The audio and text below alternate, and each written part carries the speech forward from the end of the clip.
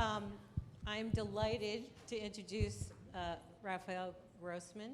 For those of you who haven't heard him speak, you're in for a treat. If you have, you're guaranteed to learn something new. My dear friend Raphael, thank you for coming here, and thank you for representing Northern New England. I think there's a few of us here, not too many. He's one of the most dynamic and motivational general and trauma surgeons that you will ever meet. TEDx speaker, thought leader, internationally sought out. He's always a pleasure to listen to. So thank you, Dr. Grossmann.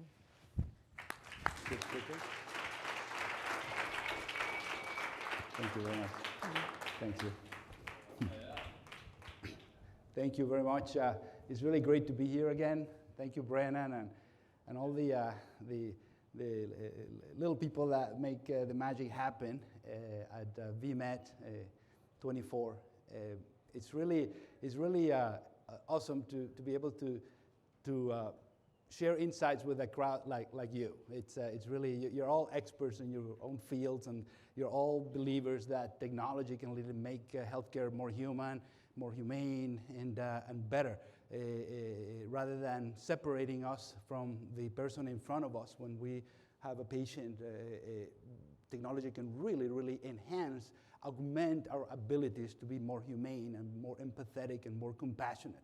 That's really my main sort of motto on the stuff that I try to preach, to evangelize. For me, as a surgeon that I am,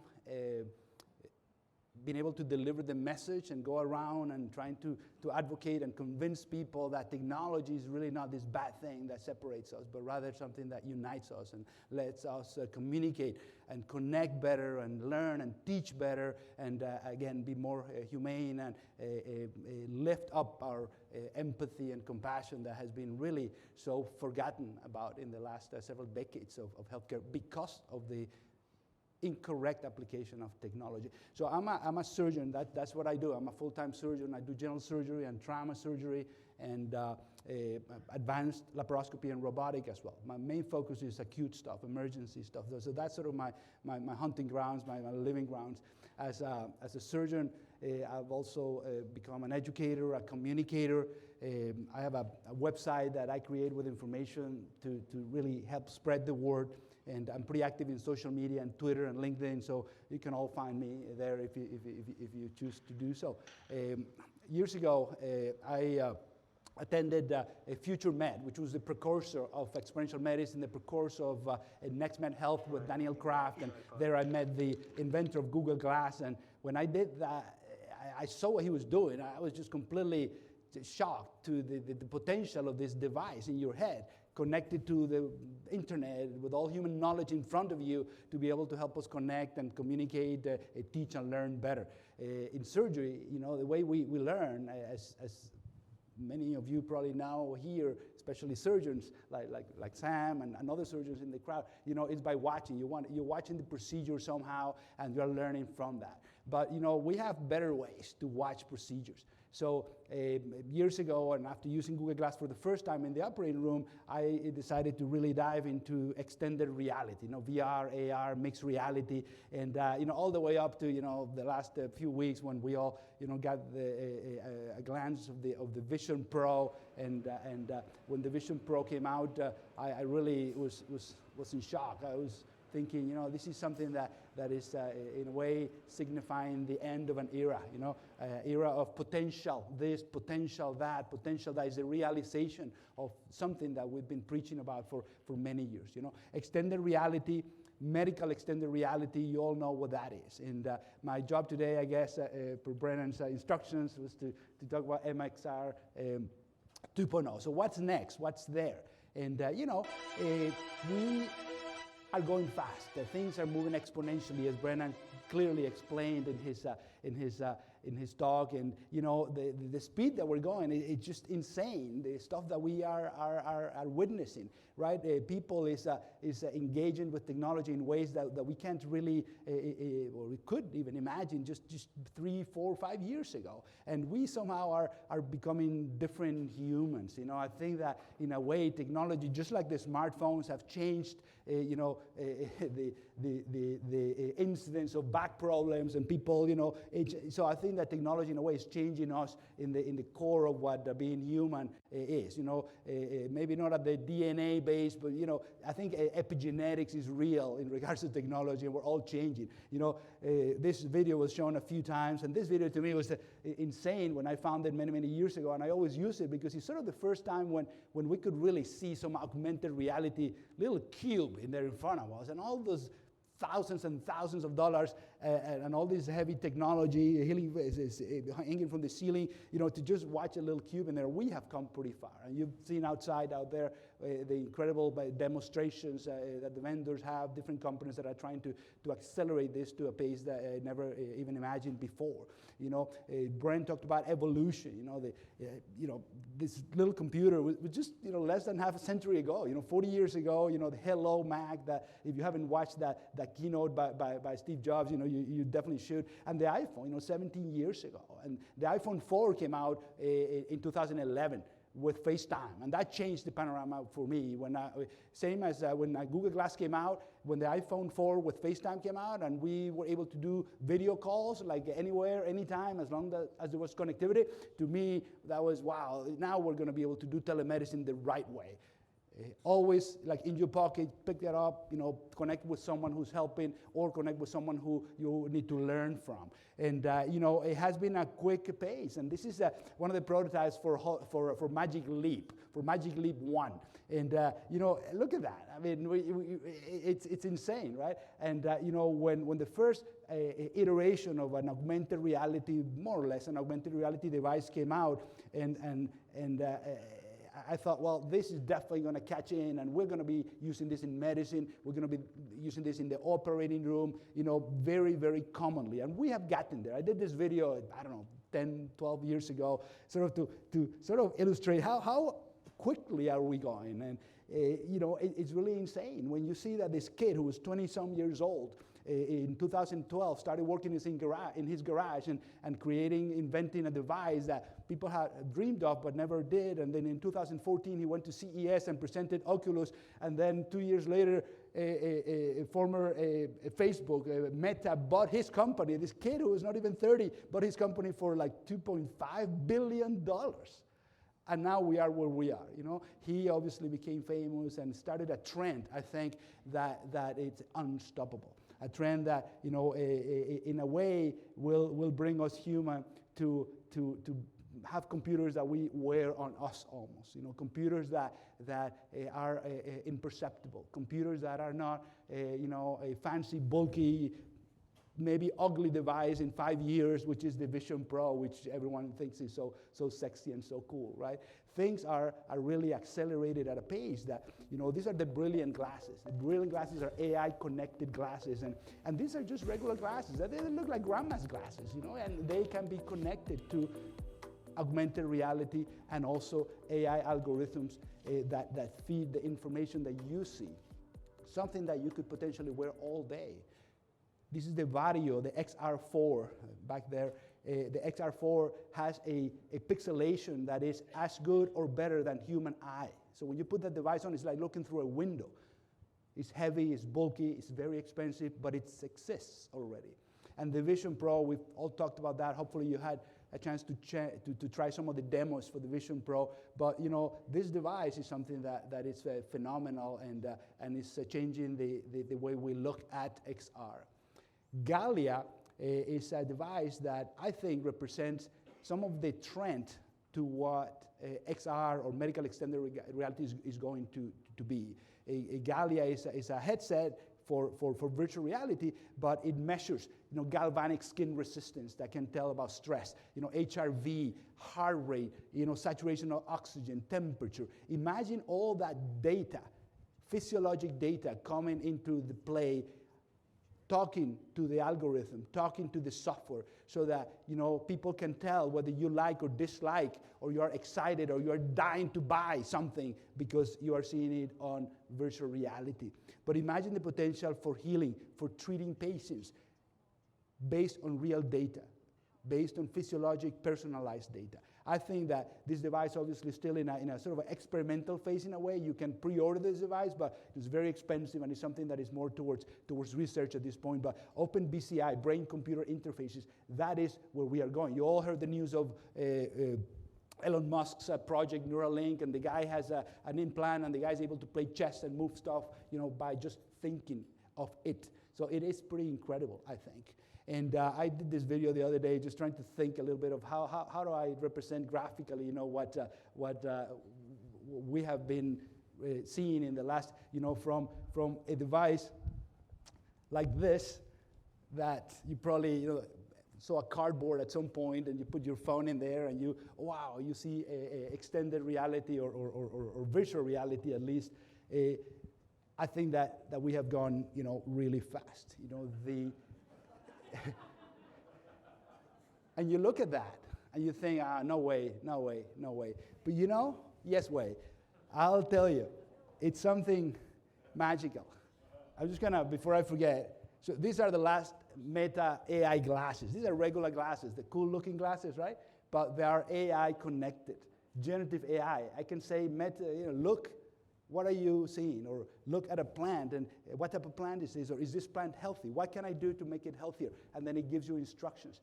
It's connected to the internet, it's connected to your phone. So regular pair of glasses that kind of look cool everywhere, but they're connected. And that's the key, being connected. So you saw that device, that sort of, I think that's sort of where we will be going. We'll be going to that. And we'll be going to that not very far from now. I think within the next 5 to 7 years, we will have the type of device. You probably can't see it, but in my eye, I have a little device that I'll talk about in a minute. It's in my eyelid. And it's hard to tell, but I'll show you pictures in a second. And you've heard about iPhone, right? Right? Why is it called an iPhone? Volume, please. I'll explain after I install it.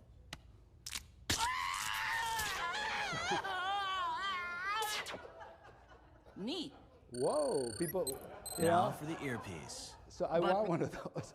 So in any case, so Blink Energy is an Israeli company, and they basically think if we are going to have headsets or visuals that go in the eye as a lens, okay, and the lens that you saw is real. It's about 4 or 5 years old. It's a sort of a cellulose, just like the same contact lens that you might wear, but it has a circuitry in it. But then they said, well, how do you power the circuitry? How do you input data, upload and download data? Well, by NFC, near field connectivity. So they have a little patch in there. It's this one. You can barely, I forgot that I had it, really. It's there in the eye, and you can see it there, and that's how you will power these devices. They sent me a little, this is a non-working prototype, obviously, but I wanted to show it because it's really imperceptible, and it connects potentially a lens that I might have or not, right? And I'm seeing now, an augmented world, a real reality that might be maybe a little bit better than the reality that we are used to see without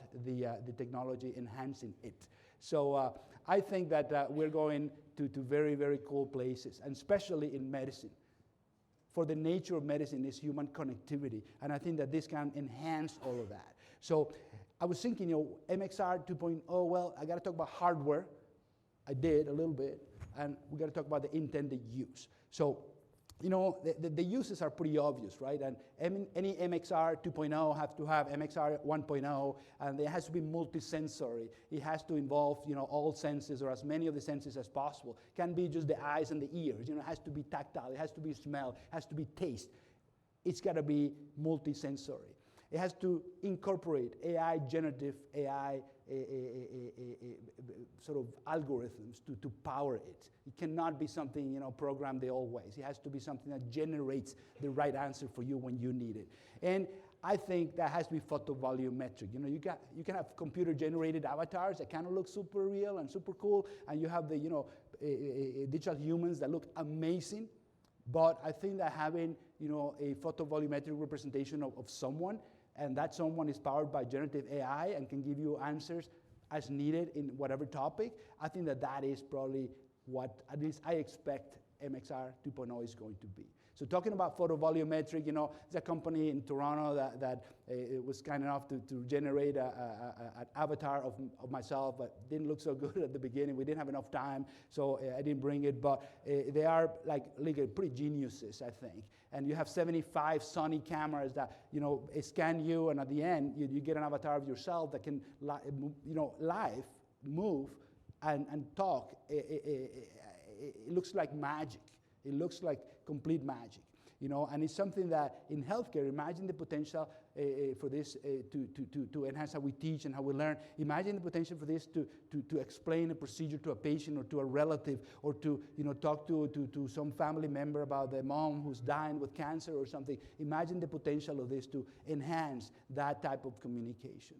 So it has to have generative AI incorporated, okay? It has to. Everything now is got AI, right? We've been doing AI for forever, right? But only a year and a half ago, we sort of could grasp what generative AI really is, which is a completely different animal, right? Generative AI is something that very closely resembles human intelligence in a way. It's not a general AI yet, or advanced general intelligence, which is sort of as good or superior to human intelligence, but it's very surprising, and the more it develops, the more close to general intelligence, artificial intelligence gets.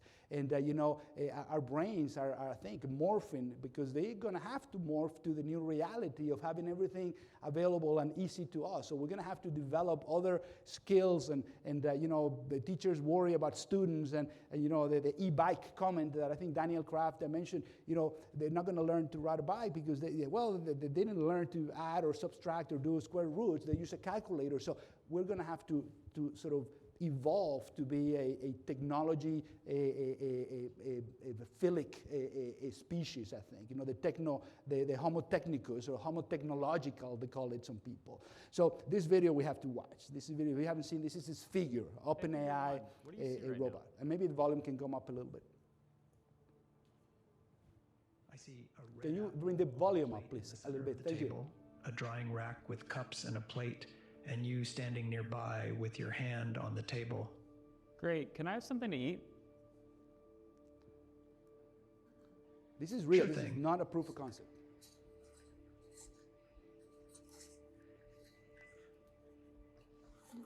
Great. Can you explain why you did what you just did while you pick up this trash? On it. So I gave you the apple because it's the only edible item I could provide you with from the table.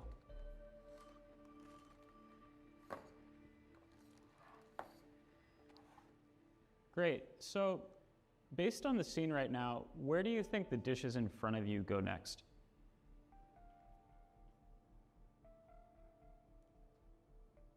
The dishes on the table, like that plate and cup, are likely to go into the drying rack next. Great. Can you put them there? So see, the power of this seems simple, right? But that's a machine doing that, a machine that is generating an answer. And if you ask the same question again, it's going to be a different answer. It's going to be a better answer, very likely. So, I think that having like robots that can think, it's going to be pretty cool. But it's pretty expensive and pretty inefficient in a way. But having robots that maybe are virtual, right, in extended reality, that are powered by generative AI, I think that that's where the next step is, the next step of connecting and communication. I think that, having these sort of entities that are not human and they're not robot, but they're kind of in between, like a hybrid, like a cyborg type of thing, that is where we're going. And you saw, amazing explanations and a great presentation by my good friend Omer about Saya, I'm going to show you this because I think it's Meet really cool to Saya. see it again. Developed with the expertise of Cedars-Sinai clinicians, Zaya integrates knowledge from leaders in mental wellness. She's a gateway to unburdening your mind without judgment and safeguarding your private thoughts with discretion. So Omer allowed me to try this device. So I tried it in the operating room. I don't know if there's volume here or not. We can talk about anything that's on your mind. Just like talking to a human. You can speak to me naturally. Nice to meet you, Raphael. How can I help? I tried it in the OR. It must be really challenging to feel that way. And it's entirely Put the understandable volume to feel down, please. burnt out. So, when so, you've so been I working told, so I was like in my intensely. fourth night on call, and I said, I'm going to try the Vision Pro. I just got in the Vision Pro like the day before, so I started doing some videos and things that you've seen already and pictures, and and I'm going to try Psi. And I was really exhausted already, and I was, tired, and I was cynical, and I was probably not a good person, because I was tired. And, that's what burnout is, And so I said, I'm going to get a little therapy here for free, thanks to my friend Omer. So I started talking about Saya about that, and, she told me, it's amazing what you guys do, frontliners, the heroes of healthcare, the same answer that a human could have told me. And then, I got my hand close to her, and I had almost tears in my eyes, because I thought, not just because it was so real and so helpful and so, I don't know, it's like, Omer, you did such an amazing job, doing that. But because we've been talking about this for decades, and now it's happening. Now it's happening. I had it in my headset. I could do that any minute that I wanted to. I could just, open Zaya and talk to her about stuff. And I pushed her. She told me about meditation. I said, no, I hate meditation. I just want to do drugs and drink. And she started thinking, well, that could sound like a good thing to do right away, and might you get some relief, but very temporarily, but that's going to be bad for you in the long term. She was telling me everything that a therapist would have told me. If I want to see a therapist, it would take 6 months to see a therapist, and she was right there in front of me. So I think that this is really something that is pretty exciting.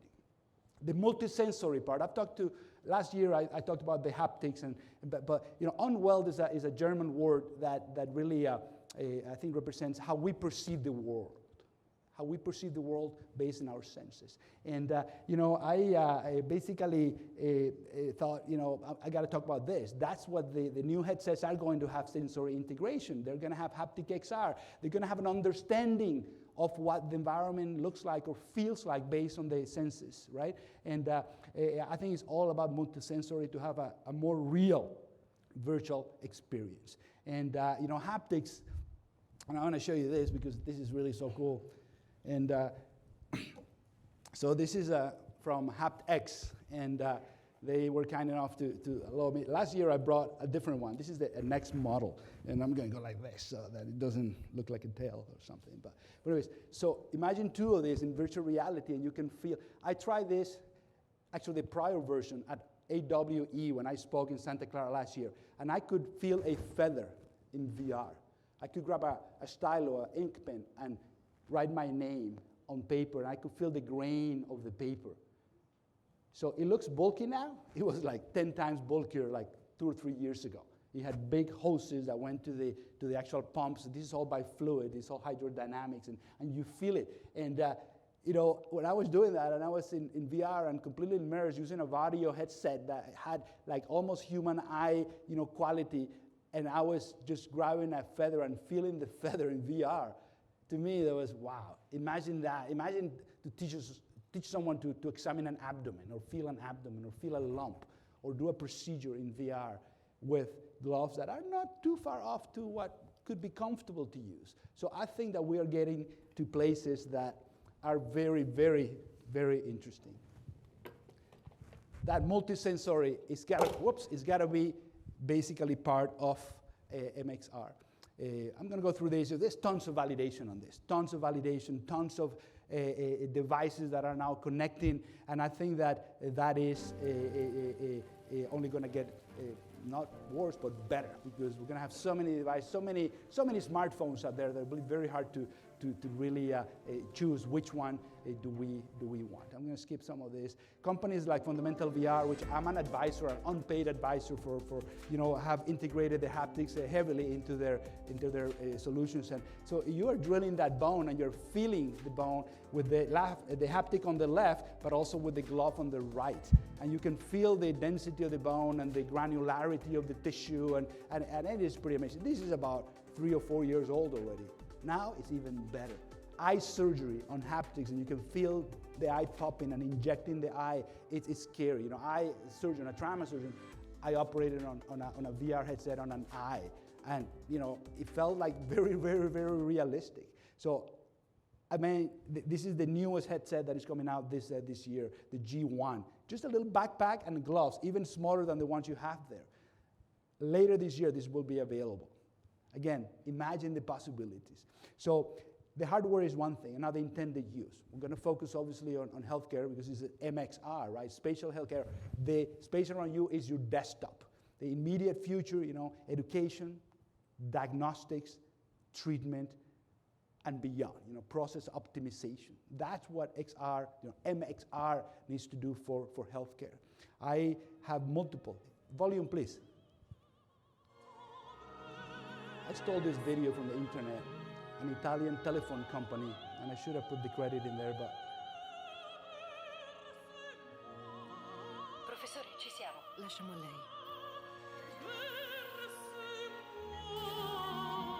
He's at the daughter's wedding and the wife is terrified that he's going to miss it. He just steps out, puts the... Grazie, professore. Concludiamo noi. So in the 80s, there was an operation, the Lindbergh operation. Lindbergh operation was a robotic operation, a gallbladder removal between New York and Paris. Michel Gagné in New York and Mariscal in France, it was a delay that was not acceptable, but they did it. They did an operation with the patient being here and the surgeon being on the other side of the ocean. So this is possible now to a degree very easily. You saw videos yesterday about an operation on 5G in China, 50 miles away. They were doing, this is all, looks like science fiction, but it's not. Welcome to Insight Maybe Heart. Lower the volume just a little bit. My So this name is Insight Heart and Apple Vision Pro. I tell you, if you have the chance to get a Vision Pro or see a Vision Pro, and this is anatomically and physiologically correct. I also advise Animaris, but it's an unpaid advisorship. I'm very cheap. No one pays me anything. So, but again, this is Medivh's representation of real anatomy in a patient, doing the preoperative, mapping, brain mapping of the real anatomy that you're going to confront just in a few minutes maybe. So this is all real like 2 or 3 years ago. It's really pretty insane. And this type of stuff, it's only getting better and better and better. You have photovolumetric patient actors. You have Gig XR out there that, what a better way to teach and learn. During COVID, students couldn't go to school, to class, and they could remotely learn. And you have multi-patient, multi-user, and users can be everywhere, and they're looking at the same digital model of, maybe hundreds of different types of presentations of diseases. This is the way of learning, semiology, physical examination in the 21st century, I think. And this is taking off. And not just doctors or surgeons, this is for everyone, for family members, for patients, for nurses. Imagine nurses, learning in VR. The shortage of nurses is terrifying, even more terrifying than the shortage of physicians all over the world. How do you train them fast enough? How do you accelerate training so that we can keep up? Because we're only getting older and patients are just becoming more and more and providers are becoming less and less. Same thing, I'm going to skip fundamentals VR, but this is the instruments in the OR. This is a short sample. This is like for a minor procedure there or something. There are hundreds of instruments in the OR. Now, the instrument tray has to include, VR, has to include, controls and Apple Vision Pro devices. And it's something that is already being used clinically for the last couple of years. This is, again, Medivh's using augmented or mixed reality intraoperatively to improve, to enhance the precision, to enhance, the results, the outcomes of a surgery using a headset that is sort of powered by MXR 2.0.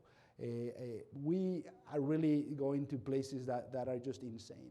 The ergonomics of this, looking at images, rather than having to look at an image there when you have a patient here, you can look at the image wherever you want to place the image, and you don't have only 2 or 3 axes, in a CAT scan, for example, but you have multiple axes. Imagine you can go and approach any 3D image in any way, and you can get a better information in your head to what you need to do as a surgeon.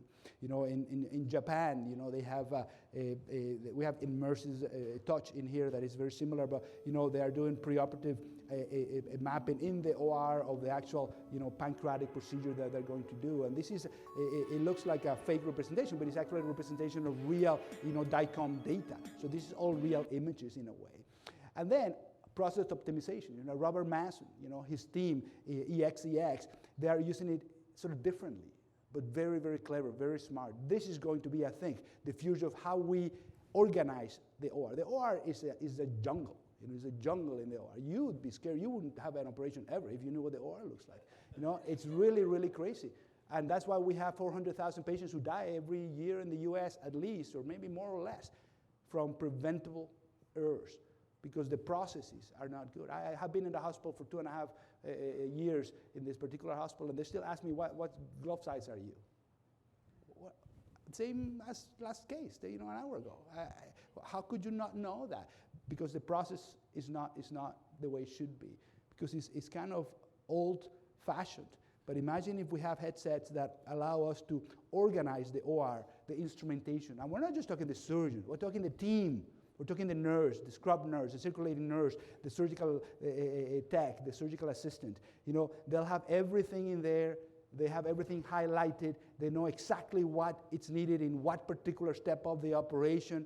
You know, EXEX, I think, you know, it's going to be a game changer for outcomes in the OR.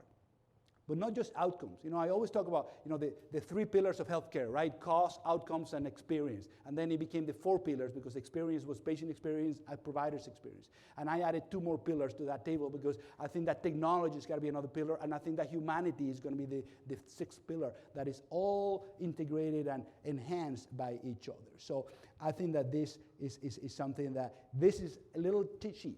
That's what I tell the nurse every case, that I'm glove 8.5. You know, what happens with that? It disappears. It goes away. So it's something that is not acceptable in the 21st century, I think.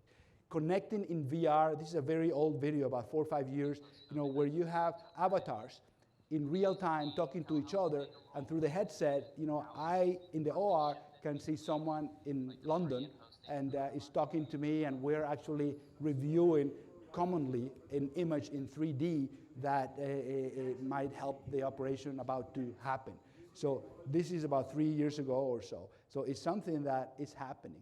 And the Vision Pro, I think, is enhancing, you know, the ease of how we do this. The culture of extended reality is really going to change because of Apple's, you know, jump into this ecosystem with incredible ripples, not ripples, tsunami waves, right? I think this is what it used to look like in our minds, and now we have it in our hands. And I'm going to go quickly on these videos because I don't have much time, but if you haven't tried, you know, just please try it. I know they have Saya demonstrations in there still, and it's just like when you buy an iPhone, you don't read the manual or the instructions. You just go, put it on, turn it on, and, you know, it's the rest is so easy. It's the same. The immersion of this device is going to change the game, because, you know, when you immerse yourself in this device, that it's a supercomputer. That device is more powerful than my laptop that I have in my backpack. Imagine that. The computing power, everything about it is better than a laptop that is, you know, almost the same price. So I think that is going to change the game. And he's saying everything that I just said. So I think that it represents the end of the beginning, right? I think that we are now at the end of the beginning. For 2 decades, we've been talking about this. And now the next era is starting. You know, the end of the beginning, you know, where maybe most of you don't know what this is, but this is a chart, a paper chart that we used to have not too long ago. You know, not too long ago, we recorded, documented medical data. And now we can do it differently. I did the master's in health delivery science here at Cedars-Sinai. Thank you to my mentors and teachers, and including Dr. Spiegel and all the wonderful faculty. And my capstone project was using XR to do inpatient rounding, to empower the nurses and the clinicians in general to do better than those paper charts, you know, and do better with technology of the 21st century. So, you know, the hallways are places where we it's empty now there because it's about 3 in the morning, but it's full of stuff, right? And when you need to round, you're pushing, and especially the nurses are pushing this computer on wheels, and they're, trying to document all this stuff, and they spend 2-3 extra hours after the shift because they need to document because they didn't have time, again, because they're overworked and they're understaffed, and same thing happens with physicians to a degree. But imagine if instead of that computer on wheels, we have the data right there in front of us, and from patient to patient room, we would just basically, have the chart going with us. And the Vision Pro makes it so easily. So this is still a proof of concept, but the images that you're seeing are real images based on how this should look, and we think it's going to look like that, where you are in a patient's room and you have all the data that you need, and it's personalized to the patient, and it's personalized to the actual provider. And you can record and you can document on the go, and you have cameras and you have AI algorithms that optimize everything. So imagine the potential of this. If you want to, get a consultation, but you get a video call and you get an Apple persona, maybe, and the neurologist is there to help you, or palliative care that is rarely found. They are suddenly there because they're at home in their pajamas, but they can tell you and help the family. You can connect this to a monitor in the patient's room, and instead of watching CNN or Fox News, the patient is watching their X-ray and their CAT scan, or maybe a video of their actual surgery. So imagine that potential of that. This is how inpatient rounding needs to happen, needs to be. We need to optimize the computing platforms and not use, PCs anymore, or even PCs or laptops on wheels anymore. We need to do it differently because we can, because this is, the 21st century. I think that when we talk about, the metaverse or the mediverse, that is a term that's been around, or the omniverse that NVIDIA, as Juan has been talking about, we are there already. We are there because we can be all connected, intermingled, and we can all help each other, collaborate. I talked about collaborative XR. Collaborative XR means that we are really in a matrix sort of a way. We think that we're not, but we are, because the perception. Remember the cows in the pasture in there, and it's terrifying to see those cows all next to each other with a headset, but then their minds are perceiving something different. I think that we're on a way there, but we can do it for good. We can do it for better, to enhance humanity, empathy, and compassion in healthcare. And I finished my talk last year with this, and I've done this in a few talks. Maybe volume up a little bit, please. But I love the Matrix, and I think that this kind of represents you take the blue pill, our the story ends. Advocacy for technology. You wake up in your bed and believe whatever you want to believe. You take the red pill, you stay in Wonderland, and I show you how deep the rabbit hole goes. So I always encourage the leaders, the administrators, to please take the damn red pill. Don't take the blue pill, okay? So thank you very much. It's been really a pleasure. Yeah. Thank you. Thank you very much. Thank you.